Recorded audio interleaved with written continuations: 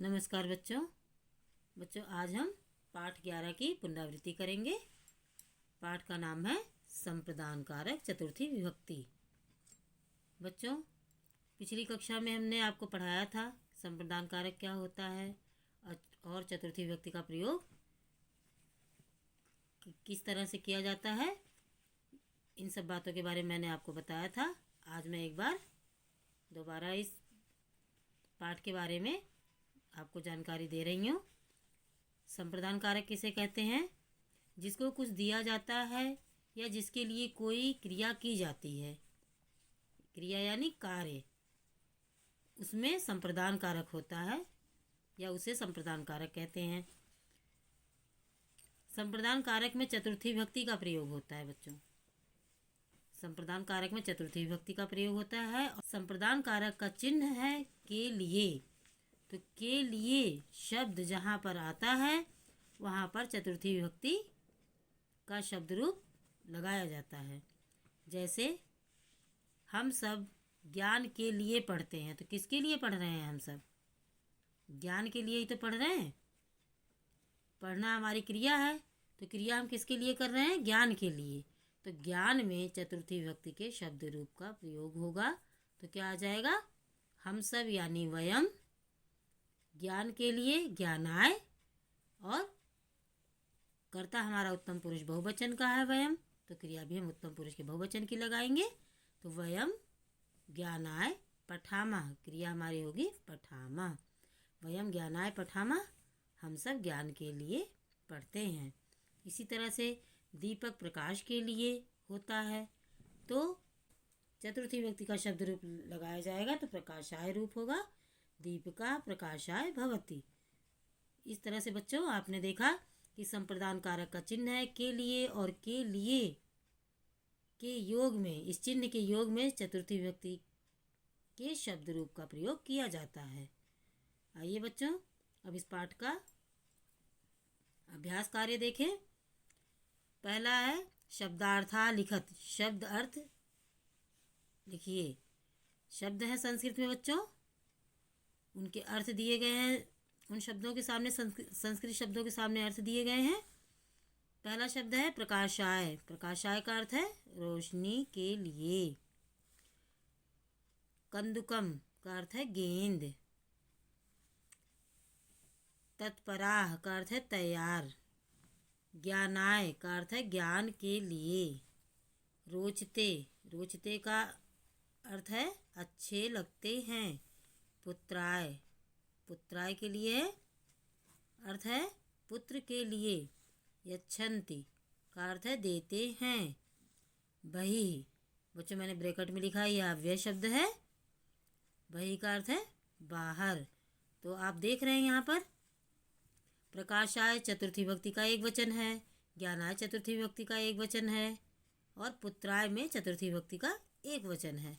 तो इसीलिए तो यहाँ पर देख रहे हैं प्रकाशाय रोशनी के लिए, तो के लिए आया चिन्ह, संप्रदान कारक का चिन्ह आया। इसी तरह से ज्ञानाय, ज्ञानाय में देख रहे हैं ज्ञान के लिए, यहाँ भी देख रहे हैं आप क्या के लिए संप्रदान कारक का चिन्ह आया। पुत्राय, पुत्र में भी देखिए पुत्र के लिए, यहाँ भी के लिए चिन्ह आया। तो इस संप्रदान कारक के इस चिन्ह के आने पर हम पुत्र में चतुर्थी विभक्ति के शब्द रूप का प्रयोग करेंगे। तो आप देख रहे हैं प्रकाशाय, ज्ञानाय, पुत्राय में चतुर्थी विभक्ति के एक वचन के शब्द रूप का प्रयोग किया गया है। आइए बच्चों अब दूसरा प्रश्न देखें। शुद्धम संस्कृत पर्यायम किम अस्ति। शुद्ध संस्कृत शब्द क्या है? तो बच्चों यहाँ पर देख रहे हैं आप हिंदी में शब्द लिखे गए हैं। उन शब्दों की सही संस्कृत शब्द क्या होगा, उसके लिए यहाँ पर 3 ऑप्शन दिए गए हैं। इसमें से एक ऑप्शन सही है, जिसके आगे हमें सही का निशान लगाना है। तो पहला शब्द है अच्छे लगते हैं के लिए सही संस्कृत क्या है? पहला ऑप्शन है रोचि, दूसरा है रोचति, और तीसरा है रोचते। तो अच्छे लगते हैं के लिए सही संस्कृत शब्द है रोचते। ज्ञान के लिए, इसके लिए सही संस्कृत शब्द क्या है?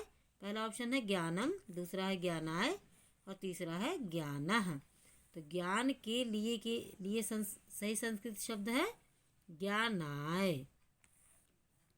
बाहर, बाहर के लिए सही संस्कृत शब्द क्या होगा ये देखें। पहला ऑप्शन है तत्र, दूसरा है अधः और तीसरा है बहिः। तो बाहर के लिए सही शब्द है संस्कृत का बहिः। प्रकाश के लिए, इसके लिए आइए देखें। पहला ऑप्शन प्रकाशम, दूसरा प्रकाशाय और तीसरा प्रकाशस्य। तो प्रकाश के लिए सही संस्कृत शब्द है प्रकाशाय। तीसरा प्रश्न है कोष्ठक दत्तेन उचित शब्देन रिक्त स्थानानि पूरयत। कह रहे हैं कि कोष्ठक में दिए गए सही शब्द से रिक्त स्थान भरिए। यहाँ पर दे डैश नमः। बच्चों नमः जहाँ पर किसी को नमस्कार किया जाए तो जिसको हम नमस्कार कर रहे हैं उसमें चतुर्थी विभक्ति होगी। तो नमः डैश डैश देके नमः है। तो यहाँ पर दो ऑप्शन है गणेशाय गणेशम। इसमें से क्या आएगा गणेशाय। मैंने आपको क्या बताया कि जिसको हम नमस्कार कर रहे हैं उसमें चतुर्थी विभक्ति होगी नमस्कार करने के योग में। तो यहाँ गणेश को नमस्कार है लेकिन नमः यानी नमस्कार के योग में चतुर्थी होगी इसलिए गणेशाय आया। यहाँ पर हमने यहाँ लिखा गणेशाय, गणेशाय नमः। अगला है रिक्त स्थान वयम डैश पठामः। हम सब पढ़ते हैं किसके लिए ज्ञानम या ज्ञानाय, ज्ञानाय। यहाँ रिक्त स्थान में क्या आया ज्ञानाय। हम सब ज्ञान के लिए पढ़ते हैं। सैनिकाः डैश तत्पराः सन्ति देश रक्षाम या देश रक्षायै। तो क्या आएगा देश रक्षायै। यहाँ पर हम लिखेंगे देश रक्षायै। तो आप देख रहे हैं यहाँ पर भी चतुर्थी विभक्ति का प्रयोग हो रहा है कि सैनिक देश की रक्षा के लिए तैयार हैं। दीपिका डैश भवति। दीपक होता है किसके लिए प्रकाशाय या प्रकाशायाम, प्रकाशाय। यहाँ क्या आ जाएगा रिक्त स्थान में प्रकाशाय। दीपक प्रकाश के लिए होता है। वयम डैश विद्यालयम गच्छामः। हम सब विद्यालय जाते हैं किसके लिए जाते हैं पठनाय या पठनाय। तो सही शब्द है पठनाय। पठनाय लिखा हमने यहाँ पर। हम सब पढ़ने के लिए विद्यालय जाते हैं। आइए बच्चों अगला प्रश्न देखें। प्रश्न नंबर 4 है संस्कृत भाषायाम उत्तरम लिखत। संस्कृत भाषा में उत्तर लिखिए। पहला प्रश्न है मेघाः कस्मै भवन्ति। मेघ यानी बादल किसके लिए होते हैं। उत्तर है हमारा मेघाः जलाय भवन्ति। बादल जल के लिए होते हैं। दूसरा प्रश्न है केभ्यः दुग्धम रोचते।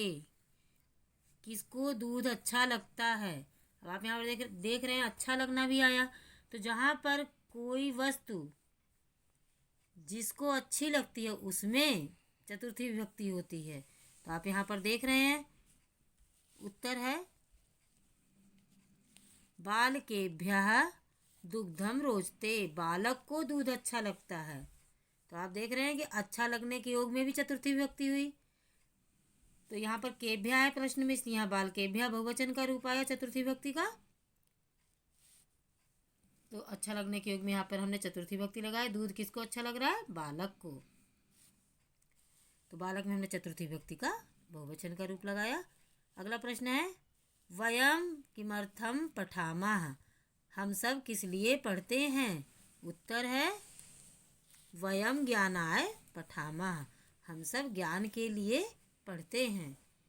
अगला प्रश्न है सैनिकाः कस्य तत्पराः सन्ति। सैनिक किसके लिए तैयार हैं। उत्तर है सैनिकाः देश रक्षायै तत्पराः सन्ति। सैनिक देश की रक्षा के लिए तैयार हैं। अगला प्रश्न है छात्रों कस्मै पुष्पम आनयः। छात्र किसके लिए फूल आनयः मतलब लाते हैं। उत्तर है छात्रों अध्यापकाय पुष्पम आनयः। छात्र अध्यापक के लिए फूल लाते हैं। अगला प्रश्न है 5वां प्रश्न है हमारा संप्रदान कारक किसे कहते हैं। अभी मैंने आपको संप्रदान कारक की परिभाषा बताई किसे कहते हैं? यहाँ पर लिखा भी है उत्तर में है जिसको कुछ दिया जाता है या जिसके लिए कोई क्रिया की जाती है उसे संप्रदान कारक कहते हैं। छठा प्रश्न है संप्रदान कारक में किस विभक्ति का प्रयोग किया जाता है? उत्तर है संप्रदान कारक में चतुर्थी विभक्ति का प्रयोग किया जाता है। सातवां प्रश्न है संप्रदान कारक का चिन्ह बताइए। उत्तर है संप्रदान कारक का चिन्ह के लिए है। तो बच्चों आज मैंने आपको पाठ 11 का पुनरावृत्ति कार्य कराया जिसमें आपको संप्रदान कारक के बारे में बताया, संप्रदान कारक का चिन्ह क्या होता है, इस चिन्ह का प्रयोग किस विभक्ति में किया जाता है, यह सब बातें मैंने आपको बताई। और आपकी जो अभ्यास कार्य में पाठ के में जो अभ्यास कार्य था आपका उसके जितने भी प्रश्नोत्तर थे सब मैंने आपको पढ़ाया और समझाया, इसकी पुनरावृत्ति कराई बच्चों। आपको आशा करती हूँ आपको अच्छे से समझ में आया होगा। बच्चों आप इस कार्य को अपनी कॉपी में ही लिख कर नहीं रखेंगे, अच्छे से आपको याद भी करना है क्योंकि अगर आपकी परीक्षा शुरू हो गई तो आपको परीक्षा देने में बहुत कठिनाई होगी अगर आप याद नहीं करेंगे। और लिख कर आप याद करते रहेंगे साथ साथ तो आपको परीक्षा देने में कोई दिक्कत नहीं आएगी। तो आशा करती हूँ आपको मैंने जितना भी समझाया पुनरावृत्ति कार्य में वह आपको अच्छे समझ में आया होगा। इसी के साथ धन्यवाद।